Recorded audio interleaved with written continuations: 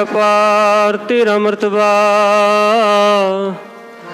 रंग प्रंग नेक न जपन करतबा जी अंदर जियो सब कुछ जान ला सब कुछ तेरे वास्ते तेरा कर भला तेरे करनंद उदय हर मान महत्ता तेरे अपना आप जर सर्व कला भरपूर दिशा जत कता नानक दास दास तुदे आगे बिनवता सलो। पवन गुरु पानी पिता माता धरत महत दिवस रात दोई दाई दाया खेल सकल जगत चंगियाइया बुरियाइया वाचे धर्म दूर कर्मी आपो अपनी के नेड़े के दूर जिनी नाम ते आया गए मशक्कत काल नानक ते मुख उजले केती छुट्टी नाल। वाहिगुरु जी का खालसा वाहिगुरु जी की फतेह।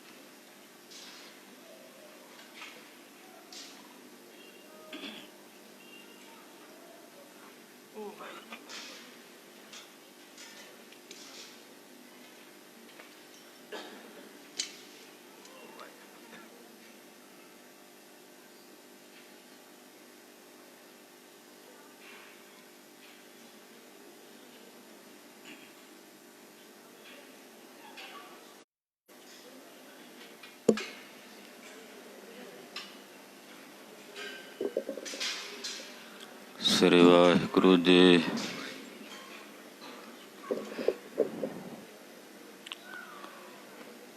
गुरु नानक पाद बंदन पाद सिमरो अंगद दुख गुर अमरदास हृदय नित त्यावो हृदय श्री गुरु रामदास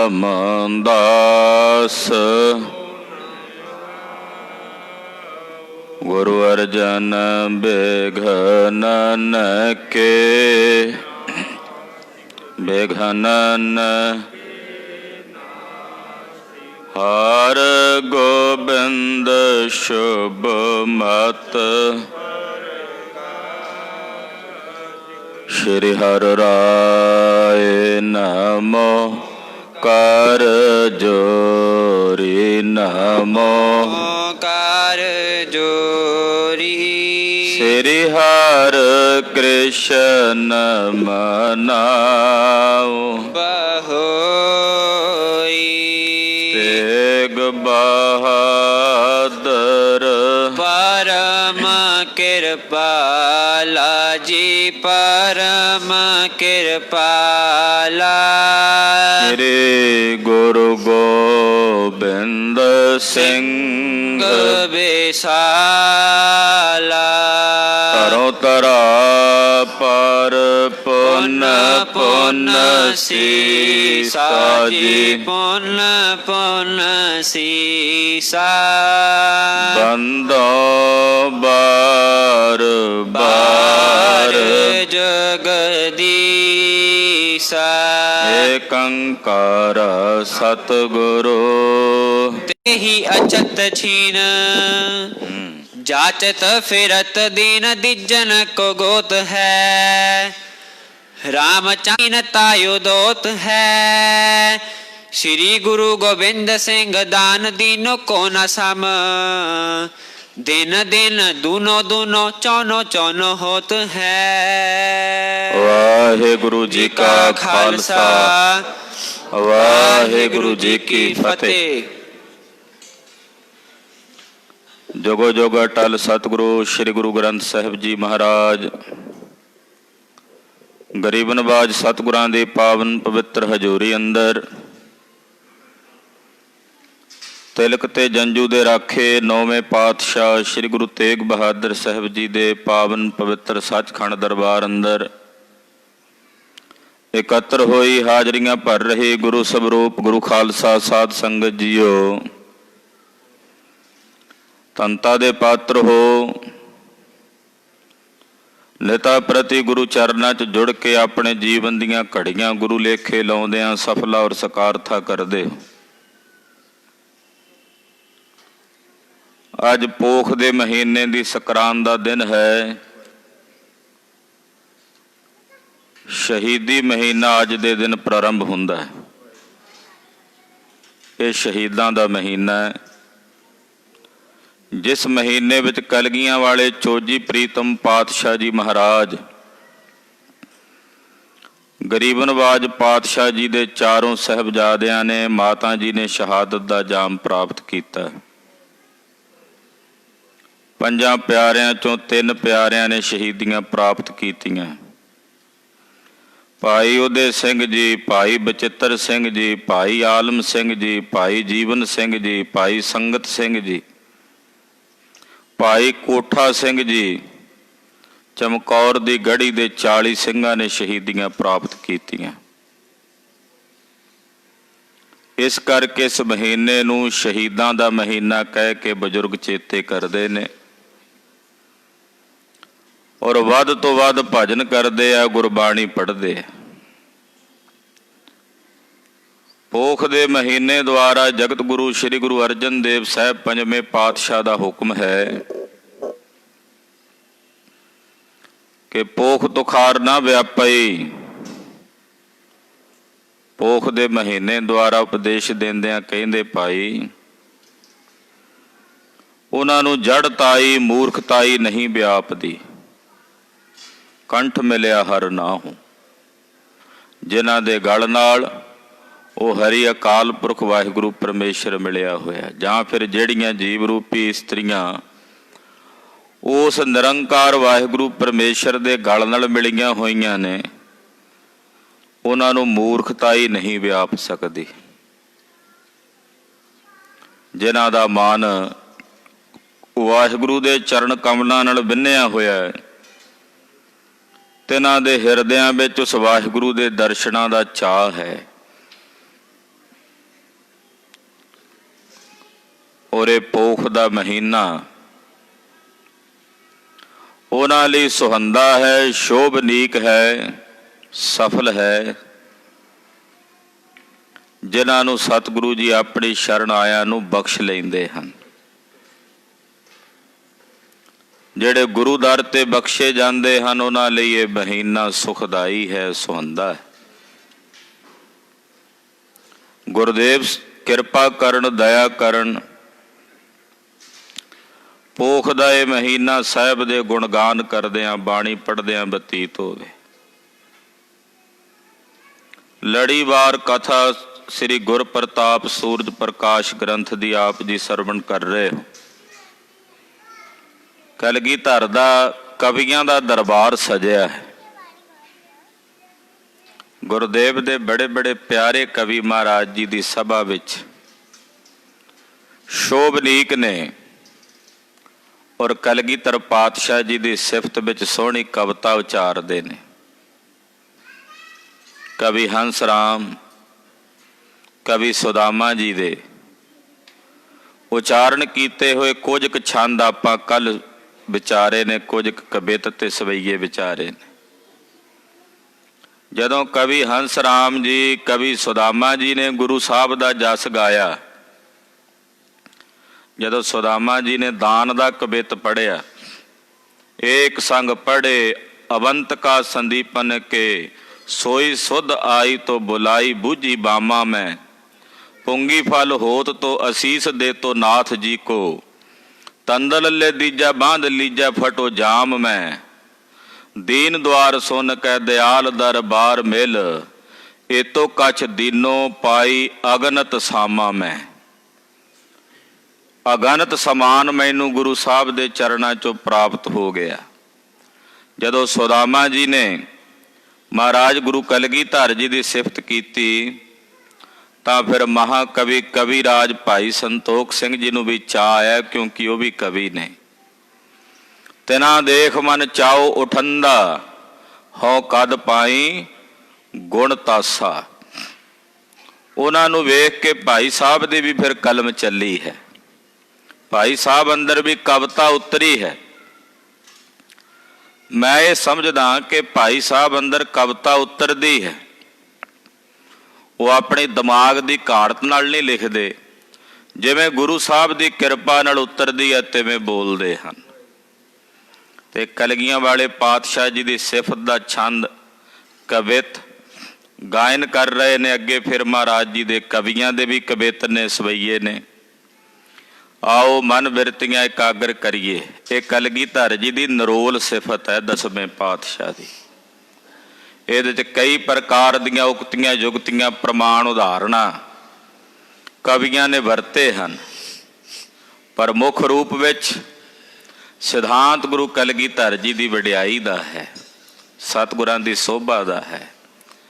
ਗੁਰਦੇਵ ਦੀ ਜਿਤਨੀ ਸੋਭਾ ਕਰਾਂਗੇ, ਜਿਤਨੀ ਵਡਿਆਈ ਕਰਾਂਗੇ, ਜਿਤਨੇ ਗੁਣ ਗਾਨ ਕਰਾਂਗੇ, ਜਿਹੜੇ ਗੁਣ ਕਹਾਂਗੇ, ਕਲਗੀਆਂ ਵਾਲੇ ਪਾਤਸ਼ਾਹ ਉਹ ਗੁਣ ਸਾਨੂੰ ਬਦਲੇ 'ਚ ਨਾਲ ਨਾਲ ਬਖਸ਼ਦੇ ਰਹਿਣਗੇ। ਜਿਹੜੇ ਗੁਣ ਕਹਾਂਗੇ ਦਸਮੇਸ਼ ਜੀ ਦੇ, ਉਹ ਗੁਣ ਸਾਡੇ ਹਿਰਦੇ 'ਚ ਗੁਰਦੇਵ ਜੀ ਵਾਸਾ ਕਰਾਉਣਗੇ। ਆਓ ਬਾਜਾਂ ਵਾਲੇ ਚੋਜੀ ਪ੍ਰੀਤਮ ਦੀਆਂ ਸਿਫਤਾਂ ਸੁਣੀਏ। ਅੰਤ ਕੋਈ ਨਹੀਂ ਹੈ, ਅੱਲਾ ਯਾਰ ਖਾਂ ਯੋਗੀ ਲਿਖਦਾ ਹੈ, ਕਰਤਾਰ ਕੀ ਸੁਗੰਧ ਹੈ, ਨਾਨਕ ਕੀ ਕਸਮ ਹੈ, ਲਿਖੋ ਜਿਤਨੀ ਵੀ ਤਾਰੀਫ ਗੋਬਿੰਦ ਕੀ वो कम है। श्री गुरु गोबिंद सिंह साहब दियां जिन्नियां भी सिफतां कर लईए थोड़ियां हन, किन्नी क सिफत कर लवांगे। तेरे कवन कवन गुण कह कह गावां, तू साहिब गुणी निधाना। नाले जिहवा एक कवन गुण कहीए, बेसुमार बेअंत स्वामी, तेरो अंत ना किन्ही लहीए। एक जेबा नाल किन्नी क सिफत करांगे सतगुरु कलगीधर दी। आओ कलगियां वाले पातशाह दियां सिफतां दा रस माणीए। कीड़ी मिश्री दे पहाड़ दा अंत नहीं पा सकती, पर उस मिश्री दे पहाड़ च थोड़ी थोड़ी मिठास खा के अपना ढिड जरूर भर लैंदी है। गुरदेव दियां सिफतां दा अंत नहीं है, पर गुरदेव दी सिफत दे इस पहाड़ विचों रंचक भर रस माण के असीं अपने जीवन दी कल्याण कर सकते हाँ।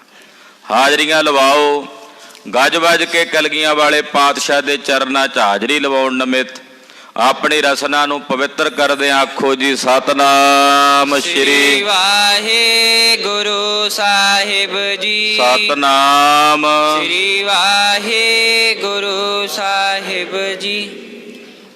भृगुनंद दान दीन ताके ही अछत छीन। भृगुनंदन, भृगुनंदन जी कौन सन? परशुराम, परशुराम ये अवतारी पुरुष कहे जाते सन। भृगुनंद जी ने, क्योंकि ये ब्राह्मण सन जाति दे, इन्हां ने दान दिता ब्राह्मणां नूं। 21 वार राज दिता ब्राह्मणां नूं, 21 बेरी छत्रियां नूं मार के। पर भृगुनंदन जी दे हुंदियां हुंदियां उन्हां ने जिहड़ा दान दिता, ताके ही अछत उन्हां दे हुंदियां ही उन्हां ब्राह्मणां कोलों दान छीन हो गया। दान दिता उन्होंने, 21 वारी राज दिता, थोड़ा नहीं हुंदा। उन्हां दे हुंदियां हुंदियां परशुराम जी दे, भृगुनंदन जी दे हुंदियां उन्हां ब्राह्मणां दे पास जिहड़ा उन्हां दा दिता होया दान सी वो चला गया, छीन हो गया। मुड़ के छतरी राजे बन गए। ब्राह्मण फिर उसे गति नूं प्राप्त हो गए, मंग के खाण दी बिरती वाली कि किवें जजमाना कोलों मंगना है, फिर उसे राह ते टुर पे। हाँ जी। जाचत फिरत दीन दिजन को गोत है। उन्हां दे हुंदियां होया ही ब्राह्मणां दे गोत जिहड़े सन ओह मंगदे फिरदे सी। हालांकि राज दिता उन्हां नूं, बहुत सारी संपदा दिती भृगुनंदन ने, ਪਰ ਉਹਨਾਂ ਦੇ ਹੁੰਦਿਆਂ ਹੁੰਦਿਆਂ ਹੀ ਦਿਜਾਂ ਦੇ ਜਿਹੜੇ ਬ੍ਰਾਹਮਣਾਂ ਦੇ ਗੋਤ ਸਨ ਉਹ ਮੰਗਦੇ ਫਿਰਦੇ ਵੇਖੇ ਜਾਂਦੇ ਨੇ, ਹੁਣ ਵੀ ਮੰਗਦੇ ਫਿਰਦੇ ਵੇਖੇ ਜਾਂਦੇ ਨੇ। ਜਜਮਾਨਾਂ ਕੋਲੋਂ ਪੱਤਰੀਆਂ ਬਣਾ ਕੇ ਕਈ ਤਰੀਕਿਆਂ ਨਾਲ ਮੰਗਦੇ ਹਨ। ਰਾਮ ਚੰਦ ਆਨੰਦ ਸੰਦੇਹਿਆ ਸਮੇਤ ਬਿਖੈ। ਦੁਬਾਰਾ ਪੜੋ। ਰਾਮ ਚੰਦ ਆਨੰਦ ਸੰਦੋਹਿਆ ਸਮੇਤ ਬਿਖੈ। ਭਗਵਾਨ ਰਾਮਚੰਦਰ ਜੀ ਤ੍ਰੇਤੇ ਯੁੱਗ ਦੇ ਅਵਤਾਰ ਨੇ। ਆਨੰਦ ਦੀ ਸੰਦੋ ਹੱਦ ਨੇ। ਆਨੰਦ ਸੰਦੋ ਦਾ ਮਤਲਬ ਹੀ ਆਨੰਦ ਦੀ ਹੱਦ ਨੇ। ਉਹਨਾਂ ਨੇ ਯੱਗ ਕਰਾਇਆ, ਭਗਵਾਨ ਰਾਮਚੰਦਰ ਜੀ ਨੇ ਯੱਗ ਕਰਾਉਣ ਵੇਲੇ ਜਿਹੜੇ ਉਸ ਵੇਲੇ ਉਹਨਾਂ ਕੋਲ ਬ੍ਰਾਹਮਣ ਆਏ, ਉਹਨਾਂ ਨੇ ਇੰਨਾ ਦਾਨ ਦਿੱਤਾ। ਪਾਇਓ ਦਾਨ ਖਾਇਓ ਪੂਤ ਪੋਤੇ ਨਾਤੀ ਪੋਤ ਹੈ। ਜਿਹੜਾ ਦਾਨ ਉਹਨਾਂ ਨੂੰ ਰਾਮਚੰਦਰ ਜੀ ਨੇ ਇੰਨਾ ਦਾਨ ਦਿੱਤਾ ਉਹਨਾਂ ਬ੍ਰਾਹਮਣਾਂ ਨੂੰ ਵੀ, ਉਹਨਾਂ ਦੇ ਪੁੱਤਰਾਂ ਨੇ ਵੀ ਖਾਧਾ, ਪੋਤਰਿਆਂ ਨੇ ਵੀ ਖਾਧਾ, ਅੱਗੇ ਪੜਪੋਤਰਿਆਂ ਨੇ ਵੀ ਖਾਧਾ, ਫਿਰ ਮੁੱਕ ਗਿਆ। ਅਖੀਰ ਨੂੰ ਤਾਂ ਮੁੱਕਣਾ ਹੀ ਸੀ ਨਾ। ਦਾਨ ਤਾਂ ਬੇਅੰਤ ਦਿੱਤਾ ਉਹਨਾਂ ਨੇ, ਸ਼੍ਰੀ ਰਾਮ ਜੀ ਨੇ। ਉਹਨਾਂ ਦੇ ਪੁੱਤਰਾਂ ਨੇ ਵੀ ਖਾਧਾ ਅੱਗੇ, ਜਿਨ੍ਹਾਂ ਬ੍ਰਾਹਮਣਾਂ ਨੇ ਦਾਨ ਲਿਆ ਰਾਮ ਜੀ ਕੋਲੋਂ, ਪੋਤਰਿਆਂ ਨੇ ਵੀ ਖਾਧਾ ਅੱਗੇ, ਨਾਤੀ ਪੋਤ, ਪੋਤਰੇ ਪੜਪੋਤਰੇ ਤੱਕ ਵੀ, ਨਾਤੀ ਦੋਤੇ ਵਗੈਰੇ ਜਿਹੜੇ ਸਨ ਉਹਨਾਂ ਨੇ ਵੀ ਉਹਨਾਂ ਦਾ ਉਹ ਦਾਨ ਖਾਧਾ। ਪਰ ਅਖੀਰ ਨੂੰ ਉਹ ਦਾਨ ਮੁੱਕ ਗਿਆ। ਪੰਡ ਪੂਤ ਸੂਰ ਸੁਤ ਆਦ ਜੇ ਸੰਤੋਖ ਸਿੰਘ। ਮਹਾਕਵੀ ਭਾਈ ਸੰਤੋਖ ਸਿੰਘ ਜੀ ਕਹਿੰਦੇ ਵੀ ਪੰਡ ਪੂਤ, ਪਾਂਡਵਾਂ ਦੇ ਪੁੱਤਰ ਯੁਧਿਸ਼ਟਰ ਨੇ ਬੜਾ ਦਾਨ ਦਿੱਤਾ। ਪਰ ਉਹ ਜਿਨ੍ਹਾਂ ਨੂੰ ਉਹਨਾਂ ਨੇ ਦਾਨ ਦਿੱਤਾ ਯੁਧਿਸ਼ਟਰ ਨੇ, ਜਿਨ੍ਹਾਂ ਨੂੰ ਮਿਲਿਆ ਉਹ ਵੀ ਫਿਰ ਦਾਨ ਤੋਂ ਵੀ ਹੋਣੇ ਹੋ ਗਏ ਬਾਅਦ ਵਿੱਚ। ਫਿਰ ਸੂਰ ਸੁਤ, ਸੂਰਜ ਦਾ ਪੁੱਤਰ ਕਰਨ ਬੜਾ ਵੱਡਾ ਦਾਨੀ ਮੰਨਿਆ ਗਿਆ ਕਿ ਕਰਨ ਬੜਾ ਵੱਡਾ ਦਾਨੀ ਹੈ। ਕਰਨ ਨੇ ਜਿਨ੍ਹਾਂ ਨੂੰ ਦਾਨ ਦਿੱਤਾ, ਜਿਨ੍ਹਾਂ ਨੂੰ ਪ੍ਰਾਪਤ ਹੋਇਆ, ਉਹ ਕੁਝ ਸਮਾਂ ਖਾਂਦੇ ਰਹੇ, ਮੁੜ ਕੇ ਉਹਨਾਂ ਦਾ ਵੀ ਦਾਨ ਖਤਮ ਹੋ ਗਿਆ, ਦਾਨ ਉਹਨਾਂ ਦਾ ਵੀ ਸਮਾਪਤ ਹੋ ਗਿਆ। ਭਾਈ ਸੰਤੋਖ ਸਿੰਘ ਜੀ ਕਹਿੰਦੇ ਦੀਨੋ ਜਿਨ ਦਾਨ ਪੁੰਨ ਛੀਨ ਤਾਇਓ ਦੋਤ ਹੈ। ਜਿਨ੍ਹਾਂ ਨੂੰ ਪਾਂਡੂ ਪੁੱਤਰ ਯੁਧਿਸ਼ਟਰ ਨੇ ਜਾਂ ਸੂਰਿਆ ਪੁੱਤਰ ਕਰਨ ਨੇ ਦਾਨ ਦਿੱਤਾ, ਦਿਨੋ ਦਿਨ ਉਹਨਾਂ ਦਾ ਦਾਨ ਫਿਰ ਸਮਾਪਤ ਹੁੰਦਾ ਚਲਾ ਗਿਆ। ਜਿਨ੍ਹਾਂ ਨੂੰ ਦਿੱਤਾ ਉਹ ਆਖਰਕਾਰ ਦਾਨ ਮੁੱਕਣਾ ਤੇ ਸੀਗਾ ਨਾ, ਇੱਕ ਨਾ ਇੱਕ ਦਿਨ ਉਹ ਸਮਾਪਤ ਤਾਂ ਹੋਣਾ ਸੀ। ਉਹ ਦਾਨ ਦਿਨੋ ਦਿਨ ਉਹਨਾਂ ਦਾ ਛੀਨ ਹੁੰਦਾ ਚਲਿਆ ਗਿਆ। ਸ੍ਰੀ ਗੁਰੂ ਗੋਬਿੰਦ ਸਿੰਘ ਦਾਨ ਦੀਨੋ ਕੋ ਨਾ ਸਮ। ਆਖੋ ਸਤਨਾਮ ਸ੍ਰੀ ਵਾਹਿਗੁਰੂ। ਮਹਾਕਵੀ ਭਾਈ ਸੰਤੋਖ ਸਿੰਘ ਜੀ ਦਾ ਨਜ਼ਰੀਆ ਵੇਖੋ ਕਲਗੀਧਰ ਸਵਾਮੀ ਪ੍ਰਤੀ। ਸਰਬ ਅਵਤਾਰਾਂ ਤੋਂ, ਸਾਰੇ ਮਹਾਪੁਰਸ਼ਾਂ ਤੋਂ ਸ੍ਰੇਸ਼ਟ ਦੱਸਦੇ ਆਪਣੇ ਇਸ਼ਟ ਨੂੰ। ਕੀ ਕਹਿੰਦੇ ਕਿ ਸ੍ਰੀ ਗੁਰੂ ਗੋਬਿੰਦ ਸਿੰਘ ਸਾਹਿਬ ਜੀ ਮਹਾਰਾਜ ਜੀ ਨੇ ਜਿਹੋ ਜਿਹਾ ਦਾਨ ਦਿੱਤਾ ਹੈ, ਉਸ ਦਾਨ ਦੇ ਸਮਾਨ ਦੁਨੀਆ 'ਚ ਕੋਈ ਦਾਨੀ ਨਹੀਂ ਹੈ। ਸਤਿ ਸ੍ਰੀ ਅਕਾਲ। ਜਿਹੜਾ ਦਾਨ ਦਸ਼ਮੇਸ਼ ਜੀ ਨੇ ਦਿੱਤਾ, ਉਸ ਦਾਨ ਦੇ ਸਮਾਨ ਕੋਈ ਦਾਨ ਨਹੀਂ। ਦਿਨ ਦਿਨ ਦੂਨੋ ਦੂਨੋ ਚੌਨੋ ਚੌਨ ਹੋਤ ਹੈ। ਜਿਹੜਾ ਦਾਨ ਕਲਗੀਧਰ ਜੀ ਨੇ ਦਿੱਤਾ, ਕਹਿੰਦੇ ਉਹ ਦਿਨੋ ਦਿਨ ਦੂਣਾ ਚੌਣਾ 8 ਗੁਣਾ ਅੱਗੇ ਵੱਧਦਾ ਹੀ ਚੱਲਿਆ ਜਾਂਦਾ, ਉਹ ਘਟਦਾ ਨਹੀਂ ਹੈ, ਉਹ ਘਟਦਾ ਨਹੀਂ। ਜਿਹੜਾ ਦਾਨ ਦਸਵੇਂ ਪਾਤਸ਼ਾਹ ਨੇ ਆਪਣੇ ਪੰਥ ਨੂੰ ਦਿੱਤਾ, ਉਹ ਦਾਨ ਗੁਰੂ ਕਲਗੀਆਂ ਵਾਲੇ ਪਾਤਸ਼ਾਹ ਦਾ ਦਿੱਤਾ ਹੋਇਆ ਦਿਨ ਪ੍ਰਤੀ ਦਿਨ ਪੰਥ ਵਿੱਚ ਵੱਧ ਰਿਹਾ ਹੈ, ਘਟਦਾ ਨਹੀਂ ਹੈ। ਤੇ ਗੁਰਦੇਵ ਨੇ ਜਿਹੋ ਜਿਹਾ ਦਾਨ ਦਿੱਤਾ, ਉਹੋ ਜਿਹਾ ਦਾਨ ਕਿਸੇ ਹੋਰ ਨੇ ਦਿੱਤਾ ਹੀ ਨਹੀਂ। ਆਖੋ ਸਤਨਾਮ ਸ੍ਰੀ ਵਾਹਿਗੁਰੂ। ਉਹਨਾਂ ਕੇਵਲ ਧਨ ਦਾ ਦਾਨ ਦਿੱਤਾ ਹੋਣਾ, ਸੋਨਾ ਦੇ ਦਿੱਤਾ ਹੋਣਾ, ਚਾਂਦੀ ਦੇ ਦਿੱਤੀ ਹੋਣੀ ਹੈ। ਕਲਗੀਧਰ ਜੀ ਸਾਰੇ ਦਾਨੀਆਂ ਚੋਂ ਸ੍ਰੇਸ਼ਟ ਕਿਉਂ ਦਾਨੀ ਨੇ? ਉਹਨਾਂ ਦੇ ਦਾਨ ਸਮਾਨ ਕਿਉਂ ਨਹੀਂ ਹੈ ਕਿਸੇ ਦੂਸਰੇ ਦਾ ਦਾਨ? ਕਿਉਂਕਿ ਗੁਰਦੇਵ ਨੇ ਮਜਲੂਮ ਤੇ ਲਤਾੜੇ ਹੋਏ ਲੋਕਾਂ ਨੂੰ ਆਜ਼ਾਦੀ ਦਾ ਦਾਨ ਦਿੱਤਾ ਹੈ। ਜਿਹੜੇ ਗਾਤਰੇ ਸ਼ਸਤਰ ਨਹੀਂ ਸਨ ਰੱਖ ਸਕਦੇ, ਉਹਨਾਂ ਨੂੰ ਸ਼ਸਤਰ ਦਾ ਦਾਨ ਦੇ ਕੇ ਜੰਗ ਦੇ ਮੈਦਾਨ 'ਚ ਜੂਝਣ ਦਾ, ਸੂਰਮਤਾਈ ਦਾ ਦਾਨ ਦਿੱਤਾ ਹੈ, ਸੰਤਤਾਈ ਦਾ, ਸਿਪਾਹੀਤਾਈ ਦਾ। ਇਹ ਦਾਨ ਗੁਰੂ ਕਲਗੀਆਂ ਵਾਲੇ ਪਾਤਸ਼ਾਹ ਨੇ ਦੇ ਕੇ ਨਿਵਾਜਿਆ।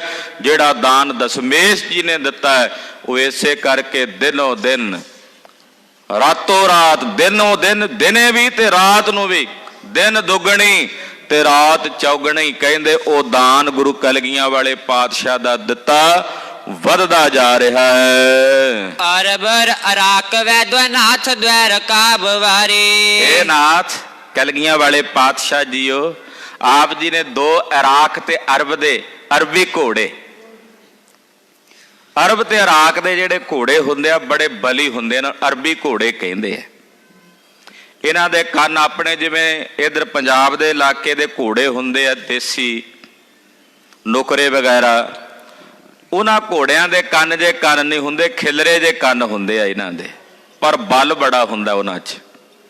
ਆਪਣੇ ਜਿਹੜੇ ਇਸ ਇਲਾਕੇ ਦੇ ਘੋੜੇ ਨੇ, ਪੰਜਾਬ ਦੀ ਧਰਤੀ ਵਿੱਚ ਜਿਹੜੇ ਸਿੰਘ ਪਾਲਦੇ ਆ, ਉਹ ਘੋੜੇ ਜਿੰਨੇ ਚਿਰ ਨੂੰ ਹੰਬਦੇ ਨੇ, ਅਰਬ ਤੇ ਇਰਾਕ ਦੇ ਘੋੜੇ ਓਨੇ ਚਿਰ ਨੂੰ ਚੱਲ ਕੇ ਤਾਂ ਗਰਮ ਹੀ ਹੁੰਦੇ ਆ, ਉਹਨਾਂ ਪਿੰਡਾਂ ਤੈਅ ਕਰਕੇ, ਉਹ ਬਲ 'ਚ ਭਰੇ ਹੁੰਦੇ।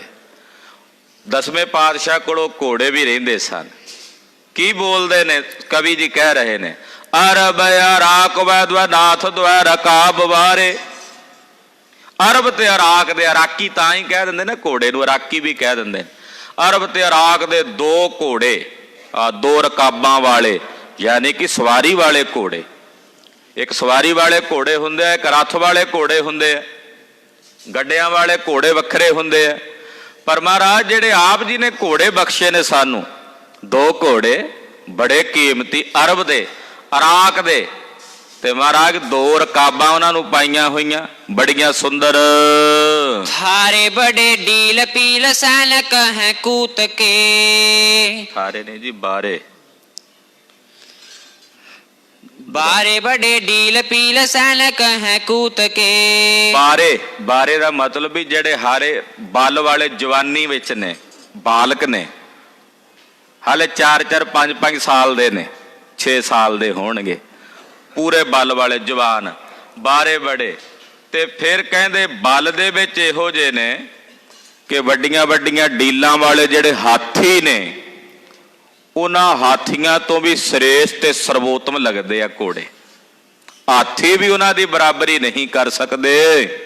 ਚਪਲਾ ਸੇ ਚਪਲ ਚਲਾਕ ਚਾਹੂ ਪਾਏ ਪੂਰੇ। ਔਰ ਚਪਲਾ ਕਹਿੰਦੇ ਨੇ ਬਿਜਲੀ ਵਾਂਗੂ ਚੰਚਲ ਨੇ, ਜਿਵੇਂ ਬਿਜਲੀ ਚੰਚਲ ਹੁੰਦੀ ਨਾ, ਆਕਾਸ਼ ਵਿੱਚ ਚਮਕਦੀ ਬਿਜਲੀ, ਬਿਜਲੀ ਵਾਂਗੂ ਚੰਚਲ ਨੇ। ਚਲਾਕ ਚਾਹੂ ਪਾਏ ਪੂਰੇ, ਔਰ ਬੜੇ ਚਲਾਕ, ਚਾਰੇ ਪੈਰ ਜਿਹੜੇ ਉਹਨਾਂ ਦੇ ਨੇ ਇੰਨੇ ਚਲਾਕ ਤੇ ਚੰਚਲ ਨੇ, ਉਹ ਜ਼ਮੀਨ ਤੇ ਨਹੀਂ ਟਿਕਦੇ।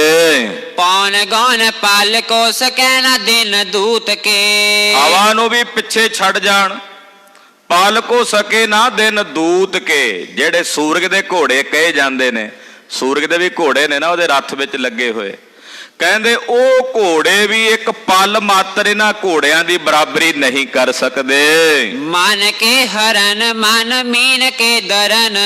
ਕਹਿੰਦੇ ਇੰਨੇ ਤੇਜ਼ ਨੇ ਘੋੜੇ, ਚੰਚਲ ਨੇ, ਸੁੰਦਰ ਨੇ, ਵੀ ਜਿਹੜਾ ਵੇਖਦਾ ਉਹਦਾ ਮਨ ਹਰਿਆ ਜਾਂਦਾ ਹੈ। ਤੇ ਮੱਛੀ ਦਾ ਵੀ ਵੇਖ ਕੇ ਨਾ ਮਨ ਦਲਿਆ ਜਾਂਦਾ ਹੈ। ਮਨ ਮੀਨ ਕੇ ਦਰਨ। ਹੁਣ ਪੁੱਛਿਆ ਜੀ ਮੱਛੀ ਦਾ ਮਨ ਕਿਉਂ ਦਲਿਆ ਜਾਂਦਾ? ਮੱਛੀ ਦਾ ਮਨ ਤਾਂ ਦਲਿਆ ਜਾਂਦਾ ਵੀ ਮੱਛੀ ਨੂੰ ਬੜਾ ਗਰੂਰ ਹੁੰਦਾ ਵੀ ਮੈਂ ਬੜੀ ਚੰਚਲ ਹਾਂ। ਪਰ ਗੁਰਦੇਵ ਦੇ 2 ਘੋੜੇ ਜਿਹੜੇ ਗੁਰਦੇਵ ਆਪਣੇ ਕਵੀਆਂ ਨੂੰ ਬਖਸ਼ ਰਹੇ ਨੇ, ਅਰਬ ਰਾਕਵੇ, ਕਹਿੰਦੇ ਇੰਨੇ ਚੰਚਲ ਨੇ ਵੀ ਮੱਛੀ ਵੀ ਮਨ ਉਹਦਾ ਮੁਰਝਾ ਜਾਂਦਾ ਵੀ ਇਹ ਤਾਂ ਮੇਰੇ ਨਾਲੋਂ ਵੀ ਵੱਧ ਚੰਚਲ ਨੇ, ਇਹ ਤਾਂ ਮੇਰੇ ਨਾਲੋਂ ਵੀ ਵੱਧ ਤੇਜ਼ ਹਨ। ਜਿਨੈ ਚਾਹਨ ਕੀ ਚਾਹ ਪਾਤਸ਼ਾਹਨ ਕੇ ਪੂਤ ਕੇ। ਇਹੋ ਜਿਹੇ ਸੁੰਦਰ ਘੋੜੇ ਕਿ ਜਿਨ੍ਹਾਂ ਨੂੰ ਵੇਖਣ ਦੀ ਚਾਹਨਾ ਬਾਦਸ਼ਾਹਾਂ ਦੇ ਪੁੱਤਰਾਂ ਸਹਿਜਾਦਿਆਂ ਨੂੰ ਵੀ ਹੈ, ਪਰ ਉਹਨਾਂ ਨੂੰ ਵੇਖਣੇ ਨਸੀਬ ਨਹੀਂ ਹੁੰਦੇ।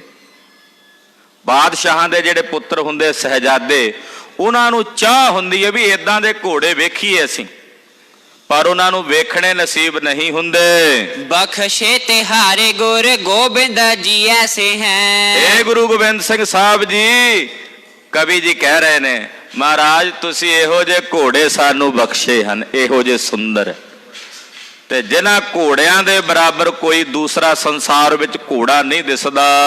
ਬਿਰਥ ਹੈ ਨਾ ਜਾਏ ਪਾਏ ਗਏ ਪੁਰਹੂਤ ਕੇ। ਬਿਰਥ ਹੈ ਯਾਨੀ ਕਿ ਰੱਥ ਵਾਲੇ ਨਹੀਂ, ਸਵਾਰੀ ਵਾਲੇ ਘੋੜੇ ਨੇ।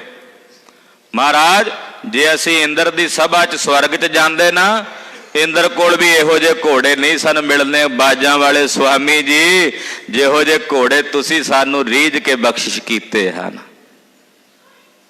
ਇਹੋ ਜਿਹੇ ਘੋੜੇ ਜਿਹੜੇ ਆਪ ਜੀ ਨੇ ਸਾਨੂੰ ਬਖਸ਼ੇ ਨੇ, ਉਹ ਤਾਂ ਸਾਨੂੰ ਪ੍ਰਹੂਤ ਦਾ ਮਤਲਬ ਹੁੰਦਾ ਇੰਦਰ। ਇੰਦਰ ਦੇ ਕੋਲੋਂ ਜਾ ਕੇ ਅਸੀਂ ਮੰਗਦੇ ਨਾ, ਉਹਦੇ ਕੋਲੋਂ ਵੀ ਨਹੀਂ ਸਾਨੂੰ ਮਿਲਨੇ। ਪਾਰਥ ਸਮਾਨ ਮਹਾਭਾਰਤ ਮਚਾਇਓ ਤਹਾ। ਹੁਣ ਜੰਗ ਕੀਤਾ ਜਿਵੇਂ ਸਾਹਿਬ ਨੇ ਉਹ ਦੱਸਦੇ ਆ, ਕਹਿੰਦੇ ਜਿਵੇਂ ਅਰਜਨ ਨੇ ਮਹਾਭਾਰਤ ਦਾ ਜੰਗ ਮਚਾਇਆ ਸੀ, ਪਾਰਥ ਸਮਾਨ ਆਪ ਜੀ ਨੇ ਜੰਗ ਰਚੇ ਹਨ। ਸੋਹਣੇ ਜੰਗ ਲੜੇ ਨੇ, ਭੰਗਾਣੀ ਦਾ, ਆਨੰਦਪੁਰ ਸਾਹਿਬ ਦਾ, ਨਦੌਣ ਦੇ ਜੰਗ ਲੜੇ ਹਨ।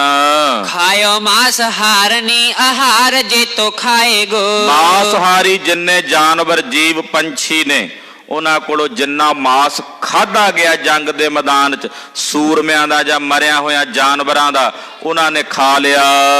ਮੰਦਰ ਸੇ ਮੋਕਲ ਗਇੰਦਨ ਕੀ ਗਰਜਨ। ਆਪਣਿਆਂ ਮਹਿਲਾਂ ਦੇ ਵਿੱਚੋਂ ਰਾਜੇ ਪਹਾੜੀਏ ਦੁਸ਼ਮਣ ਉਹ ਬਾਹਰ ਨਿਕਲ ਕੇ ਆਉਂਦੇ ਆ ਜਦੋਂ ਮਹਾਰਾਜ ਜੀ ਤੁਹਾਡੀਆਂ ਫੌਜਾਂ ਦੇ ਹਾਥੀਆਂ ਦੀ ਗਰਜ ਨੂੰ ਸੁਣਦੇ ਹਨ।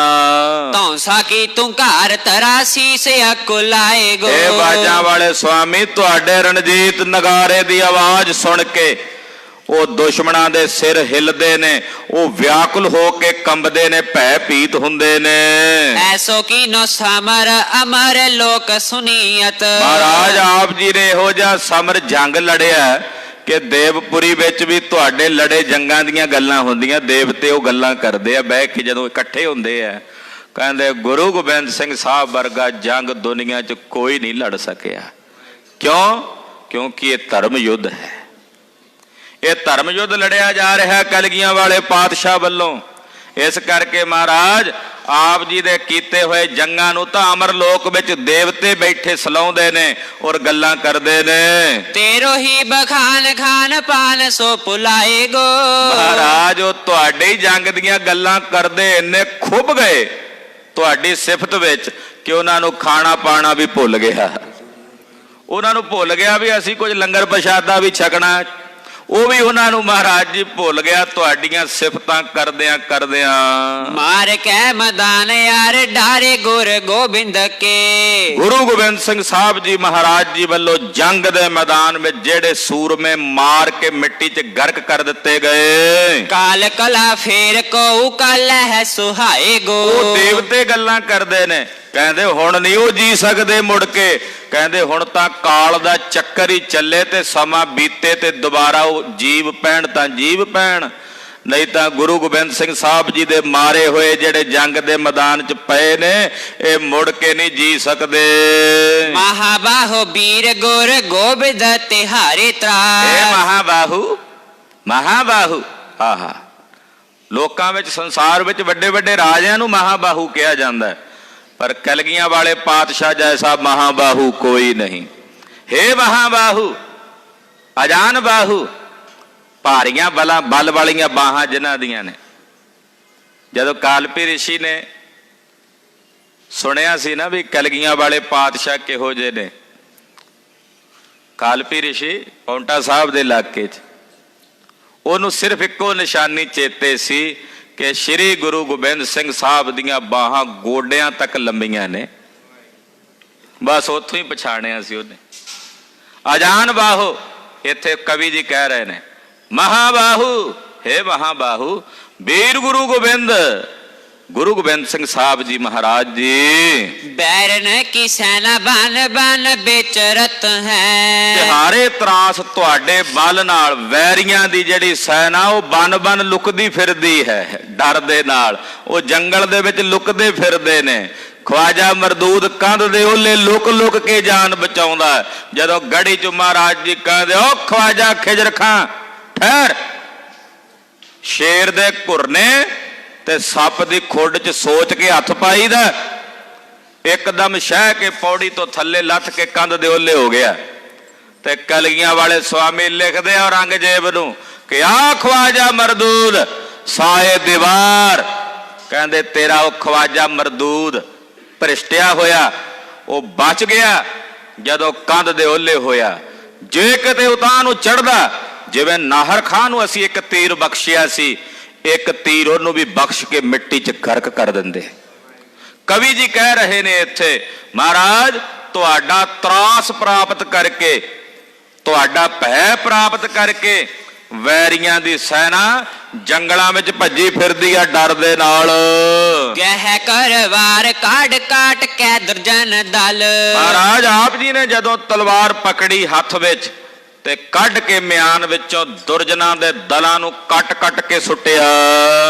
ਜੋਗ ਜੁਰੇ ਜੋਗਨ ਜਮਾਤ ਥਹਿਰਤ ਹੈ। ਉਸ ਵੇਲੇ 64 ਜੋਗਣੀਆਂ ਉਹਨਾਂ ਦੀਆਂ ਜਮਾਤਾਂ ਆ ਕੇ ਜੁੜ ਗਈਆਂ ਜੰਗ ਦੇ ਮੈਦਾਨ 'ਚ ਸੂਰਮਿਆਂ ਦਾ ਮਾਸ ਭਖਣ ਵਾਸਤੇ। ਸਹਿਥਨ ਹਨੇ ਰਿਪ ਹਾਥਨ ਕੇ ਕਾਇਨ ਤੇ। ਔਰ ਜਦੋਂ ਬਰਛੀਆਂ ਦੇ ਨਾਲ ਦੁਸ਼ਮਣਾਂ ਨੂੰ ਮਾਰਿਆ ਗਿਆ, ਉਹਨਾਂ ਨੂੰ ਪਰੋਇਆ ਗਿਆ, ਸਹਿਥੀਆਂ ਬਰਛੀਆਂ ਨੂੰ ਕਹਿੰਦੇ। ਬਰਛੀਆਂ ਨਾਲ ਜਦੋਂ ਸਰੀਰ ਪਰੋਏ ਗਏ ਸੂਰਮਿਆਂ ਦੇ, ਰੁਦਰ ਧਾਰੇ ਐਸੀ ਬਹੀ ਆਸਨਾ ਤਰਤ ਹੈ। ਉਹਨਾਂ ਦੇ ਸਰੀਰ ਚੋਂ ਖੂਨ ਦੀਆਂ ਤਤੀਰੀਆਂ ਇੰਜ ਬਰਛੀਆਂ ਨਾਲ ਵਹਿ ਟੁਰੀਆਂ ਕਿ ਉਹਨਾਂ ਦੇ ਜੀਵਨ ਦੀ ਮੁੜ ਕੇ ਆਸ ਨਹੀਂ ਰਹੀ। ਆਗ ਲਾਗੇ ਧੂਮ ਪਏ ਕਰਨ ਆਕਾਰ ਸਮ। ਐਸੇ ਕਮਾਲ ਦੀ ਉਦਾਹਰਣ ਦਿੰਦੇ, ਕਹਿੰਦੇ ਕਿਸੇ ਕਮਰੇ 'ਚ ਅੱਗ ਲੱਗੀ ਹੋਵੇ, ਧੂਏ ਨਾਲ ਭਰ ਜਾਏ, ਉਹ ਸਾਰਾ ਧੂਆਂ ਜਿਹੜਾ ਕਮਰੇ 'ਚ ਭਰ ਜਾਂਦਾ ਤੇ ਕਮਰੇ ਦਾ ਆਕਾਰ ਹੋ ਜਾਂਦਾ, ਜਿੰਨਾ ਵੀ ਧੂਆਂ ਹੈ ਕਮਰੇ ਦੇ ਆਕਾਰ ਵਰਗਾ ਹੀ ਹੋ ਜਾਂਦਾ। ਮਨ ਹੋ ਝਰੋਖਨ ਝਰਪਿਨ ਕਰਤ ਹੈ। ਜਦੋਂ ਸਾਰੇ ਕਮਰੇ 'ਚ ਭਰ ਜਾਂਦਾ, ਕੋਠੇ ਦਾ ਰੂਪ ਲੈ ਲੈਂਦਾ ਧੂਆਂ, ਤੇ ਫਿਰ ਕੀ ਹੁੰਦਾ? ਜਿਹੜੇ ਕੋਠੇ ਦੇ ਵਿੱਚ ਮਾੜੇ ਮੋਟੇ ਝਰੋਖੇ ਹੁੰਦੇ ਨੇ, ਬਾਰੀਆਂ ਹੁੰਦੀਆਂ ਨੇ, ਫਿਰ ਉਹਨਾਂ 'ਚੋਂ ਬਾਹਰ ਨਿਕਲਦਾ ਹੈ। ਕਹਿੰਦੇ ਇਸੇ ਤਰ੍ਹਾਂ ਜਦੋਂ ਮਹਾਰਾਜ ਆਪ ਜੀ ਦੇ ਸੂਰਮਿਆਂ ਨੇ ਜੰਗ ਦੇ ਮੈਦਾਨ 'ਚ ਵੈਰੀਆਂ ਦੀਆਂ ਛਾਤੀਆਂ 'ਚ ਬਰਛੀਆਂ ਪਾ ਕੇ ਪਰੋਇਆ ਨਾ ਉਹਨਾਂ ਨੂੰ, ਤੇ ਜਦੋਂ ਖਿੱਚੀਆਂ ਤੇ ਤਤੀਰੀਆਂ ਖੂਨ ਦੀਆਂ ਇਦਾਂ ਹੀ ਬਾਹਰ ਨਿਕਲਦੀਆਂ ਸੀ ਜਿਵੇਂ ਧੂਆਂ ਕਮਰੇ 'ਚੋਂ ਬਾਹਰ ਨਿਕਲਦਾ। ਹਾਂਜੀ। ਦੇਸ਼ ਦੇਸ਼ ਦੇਸ਼ ਦੇਸ਼ ਏਸ਼ ਦਿਗਪਾਲ ਕੀਤੇ। ਦਿਸ਼ਾ ਦਿਸ਼ਾਵਾਂ ਦੇ ਰਾਜੇ ਬਹੁਤ ਸਾਰੇ, ਜਿਹੜੇ ਦਿਸ਼ਾਪਾਲ ਦਿਗਪਾਲ ਦੇਵ ਕਹੇ ਜਾਂਦੇ ਹਨ, ਉਹ ਕਿਤਨੇ ਹੀ। ਆਜ ਕਰੇ ਕਾਲ ਕੀਤੇ ਗੁਣ ਹੈ ਗਹਿਤ ਹੈ। ਉਹ ਅੱਜ ਦੇ ਇਸ ਵਰਤਮਾਨ ਸਮੇਂ 'ਚ ਵੱਡੇ ਵੱਡੇ ਰਾਜੇ, ਵੱਡੇ ਵੱਡੇ ਦਿਸ਼ਾਪਾਲ ਮਹਾਰਾਜ ਜੀ ਤੁਹਾਡੇ ਗੁਣਾਂ ਨੂੰ ਗ੍ਰਹਿਣ ਕਰਦੇ ਹੈ, ਤੇ ਆਉਣ ਵਾਲੇ ਸਮੇਂ ਵਿੱਚ ਵੀ ਵੱਡੇ ਵੱਡੇ ਰਾਜੇ ਉਹ ਤੁਹਾਡੇ ਗੁਣਾਂ ਨੂੰ ਗ੍ਰਹਿਣ ਕਰਨਗੇ ਤੇ ਆਖਣਗੇ ਜੇ ਰਾਜ ਹੋਵੇ ਤੇ ਕਲਗੀਆਂ ਵਾਲੇ ਪਾਤਸ਼ਾਹ ਜੈਸਾ ਰਾਜ ਹੋਵੇ। ਤੁਹਾਡੇ ਗੁਣਾਂ ਨੂੰ ਮਹਾਰਾਜ ਆਉਣ ਵਾਲੇ ਸਮੇਂ ਵਿੱਚ ਵੀ ਰਾਜੇ ਗ੍ਰਹਿਣ ਕਰਨਗੇ। ਪ੍ਰਬਲ ਪ੍ਰਤਾਪੀ ਪਾਤਸ਼ਾਹੇ ਸਾਚੇ ਸੁਨੀਅਤ। ਇਹ ਸੱਚੇ ਪਾਤਸ਼ਾਹ ਜੀ ਸੁਣੋ, ਆਪ ਜੀ ਪ੍ਰਬਲ ਪ੍ਰਤਾਪੀ ਹੋ, ਬਲ ਨਾਲ ਭਰੇ ਹੋਏ ਮਹਾਨ ਪ੍ਰਤਾਪੀ ਤੇਜਸਵੀ ਹੋ। ਤੇਰੇ ਸਿਰ ਪਾਰ ਪੂਕੋ ਸਾਰਦਾ ਕਹਿਤ ਹੈ। ਇਹ ਮਹਾਰਾਜ ਜੀ ਦੇ 52 ਕਵੀਆਂ ਚੋਂ ਕਵੀ ਜੀ ਹੋਏ ਕਵੀ ਸ਼ਾਰਦਾ ਜੀ, ਇਹਨਾਂ ਦਾ ਨਾਮ ਹੈ। ਉਹ ਕੀ ਕਹਿੰਦੇ? ਮਹਾਰਾਜ ਹੇ ਸੱਚੇ ਪਾਤਸ਼ਾਹ ਪ੍ਰਬਲ ਪ੍ਰਤਾਪੀ ਸਤਿਗੁਰੂ ਜੀ ਸੁਣੋ, ਇਸ ਧਰਤੀ ਦਾ ਭਾਰ ਤੁਹਾਡੇ ਸਿਰ ਤੇ ਆ, ਇਹ ਧਰਤੀ ਤੁਹਾਡੇ ਆਸਰੇ ਤੇ ਹੈ। ਇਹਨਾਂ ਧਰਤੀ ਦੇ ਜੀਵਾਂ ਦੀ ਬੰਦ ਖਲਾਸੀ ਕਰਨੀ, ਆ ਜਿਹੜੇ ਜਕੜੇ ਹੋਏ ਨੇ ਗੁਲਾਮੀ ਦੀਆਂ ਜੰਜੀਰਾਂ ਵਿੱਚ, ਇਹਨਾਂ ਨਿਮਾਣਿਆਂ ਨਤਾਣਿਆਂ ਨੂੰ ਤਾਰਨ ਵਾਸਤੇ ਇਹਨਾਂ ਦਾ ਭਾਰ ਮਹਾਰਾਜ ਜੀ ਆਪ ਜੀ ਦੇ ਸੀਸ ਉੱਤੇ ਹੈ। ਓਜਨ ਕੇ ਸੂਰਮਾ ਮੌਜਨ ਸੋ ਘੇਰ ਮਾਰ। ਮਹਾਰਾਜ ਓਜ ਦੇ ਬਲ ਦੇ ਮਹਾ ਸੂਰਮੇ ਹੋ ਆਪ ਜੀ, ਵੱਡਿਆਂ ਵੱਡਿਆਂ ਸੂਰਮਿਆਂ ਨੂੰ ਆਪਣੀ ਮੌਜ ਨਾਲ ਹੀ ਘੇਰ ਕੇ ਮਾਰ ਦਿੰਦੇ ਹੋ। ਮੌਜ ਨਾਲ ਹੀ, ਵਿਉਂਤਬੰਦੀ ਨਹੀਂ ਬਣਾਉਂਦੇ, ਮੌਜ ਨਾਲ ਹੀ ਵੱਡਿਆਂ ਵੱਡਿਆਂ ਦੁਸ਼ਮਣਾਂ ਨੂੰ ਘੇਰ ਕੇ ਮਾਰ ਦਿੰਦੇ ਹੋ। ਔਰ ਨਾ ਵਿਚਾਰ ਕੀ ਜਦਾਰਿਦ ਦਹਤ ਹੈ। ਇਹ ਮੇਰਿਆ ਮਨਾ ਤੂੰ ਹੋਰ ਕਾਹਦੀਆਂ ਵਿਚਾਰਾਂ ਕਰਦਾ? ਛੱਡੇ ਸਾਰੀਆਂ ਵਿਚਾਰਾਂ ਨੂੰ, ਚੱਲ ਕਲਗੀ ਧਰ ਦੀ ਸ਼ਰਨ 'ਚ, ਜਿਨ੍ਹਾਂ ਦੀ ਸ਼ਰਨ 'ਚ ਜਾ ਕੇ ਗਰੀਬੀ ਮੁੱਕ ਜਾਂਦੀ ਹੈ, ਜਿਨ੍ਹਾਂ ਦੀ ਸ਼ਰਨ 'ਚ ਜਾ ਕੇ ਦਲਿੱਦਰ ਸੜ ਜਾਂਦਾ, ਦੂਰ ਹੋ ਜਾਂਦਾ। ਹਰ ਮੰਗੇ ਬਰ ਦੇਤ ਮੰਗ ਗੁਰ ਗੋਬਿੰਦ ਕੋ।